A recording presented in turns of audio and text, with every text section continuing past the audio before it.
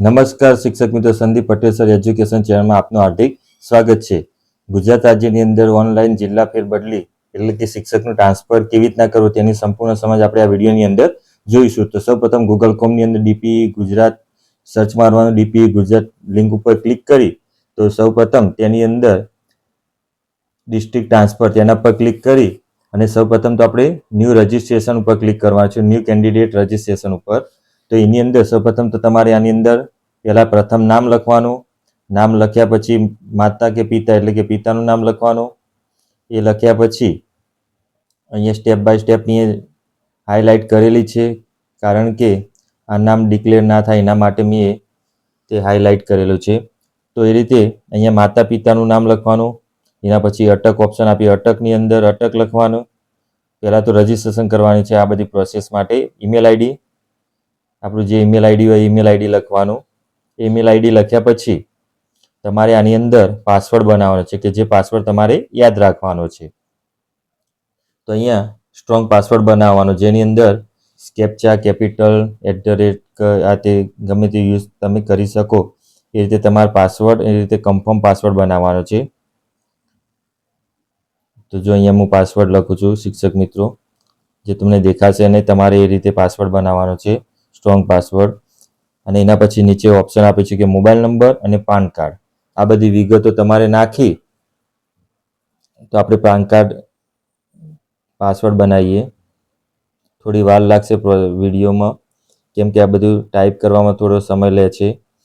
અને મારી ચેનલને સબસ્ક્રાઈબ કરવાનું બાકી તો સૌપ્રથમ સબસ્ક્રાઈબ કરો, બેલ આઇકન દબાવો, જેથી તમને રોજ નવા નવા વિડીયોનું નોટિફિકેશન મળતું રહે। આ રીતે પાસવર્ડ બનાવ્યો છે, મોબાઈલ નંબર નાખવાનો અને તમારે જિલ્લા ફેરનું રજિસ્ટ્રેશન કર્યા પછી તમારે વિગત કેવી રીતના ભરવી, લોગિન કેવી રીતના કરવું તેની પણ સમજ આપણે આ વિડીયોની અંદર જોવાના છે। અહીંયા પાન કાર્ડ લખવાનું છે, તો અહીંયા હું પાન કાર્ડ નંબર એટલે કે તમારું જેનું રજિસ્ટ્રેશન કરવાનું એનું પાન કાર્ડ નંબર આની અંદર લખવાનો છે, જે આઈડી પ્રૂફ તરીકે। તો અહીંયા પાન કાર્ડ જે મેં હાઇડ કરેલા છે તે પાન કાર્ડ લખી અહીંયા કેપ્ચા આપવાનું કે 0+69, તો 69 ગેટ ઓટીપી, તમારા મોબાઈલ નંબર જે નાખ્યો છે એ મોબાઈલ નંબરની અંદર ઓટીપી આવશે, એ ઓટીપી તમારે આની અંદર દાખલ કરવાની છે। તો આ રીતે તમારા મોબાઈલની અંદર ઓટીપી આવ્યા પછી તમારે રજિસ્ટર ઉપર ક્લિક કરવાનું છે। તો ઓકે બટન આપી દેવાનું। રજિસ્ટર ક્લિક કર્યા પછી ફરીથી ગૂગલ ક્રોમની અંદર ડીપીઈ ગુજરાત સર્ચ મારવાનું છે। સર્ચ માર્યા પછી ડીપીઈ ગુજરાત લિંક ઉપર ક્લિક કરવાનું, ડિસ્ટ્રિક્ટ ટ્રાન્સફર તેના પર ક્લિક કરવાનું છે। એક ક્લિક કર્યા પછી અહીંયા લોગિન ઉપર ક્લિક કરવાનું, લોગિન ઉપર ક્લિક કરશો એટલે તમારે મોબાઈલ નંબર અથવા ઈમેલ આઈડી, તો મોબાઈલ નંબર લખવાનો, મોબાઈલ નંબર લખ્યા પછી પાસવર્ડ લખવાનો છે।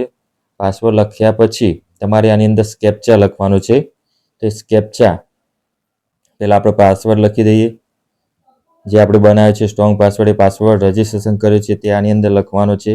એ લખ્યા પછી આપણે અહીંયા કેપ્ચા લખવાનો છે, પછી લોગિન પર ક્લિક કરવાનો છે। લોગિન પર ક્લિક કરશો એટલે તમારે આની અંદર ડિટેલ આપી દેશે, એ ડિટેલ પર ક્લિક કરવાનું, જે ડિટેલ આવી જશે તો આની અંદર સિલેક્ટ કરવાનું છે કે પ્રાથમિક શાળા ધોરણ 1 થી 5, એ સિલેક્ટ કર્યા પછી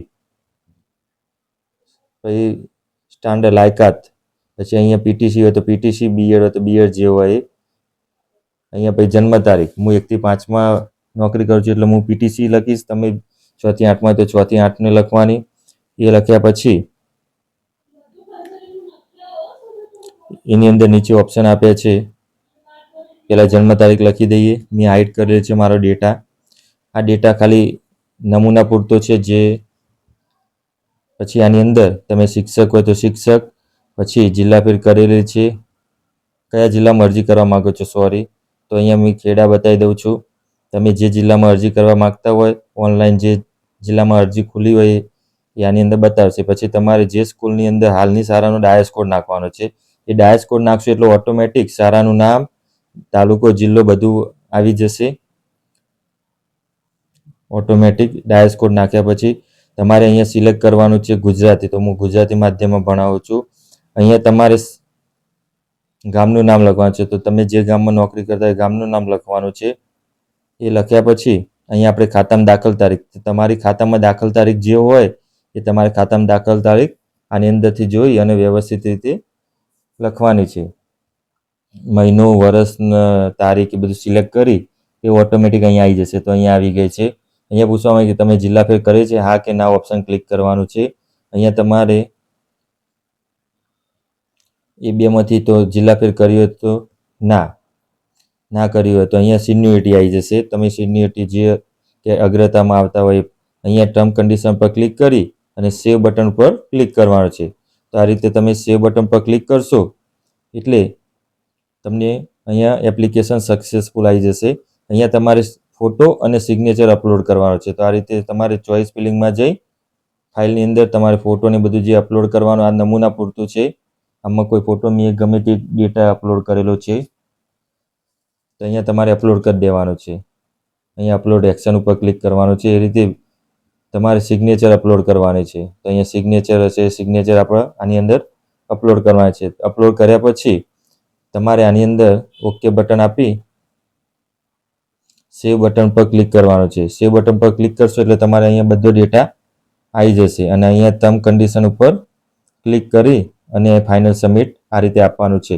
તો આ રીતે ફાઇનલ સબમિટ આપી અને તમારી સ્કૂલ પસંદગી કરવાની છે. આ તમને નમૂના પૂરતો મેં વિડીયો બનાવ્યો છે.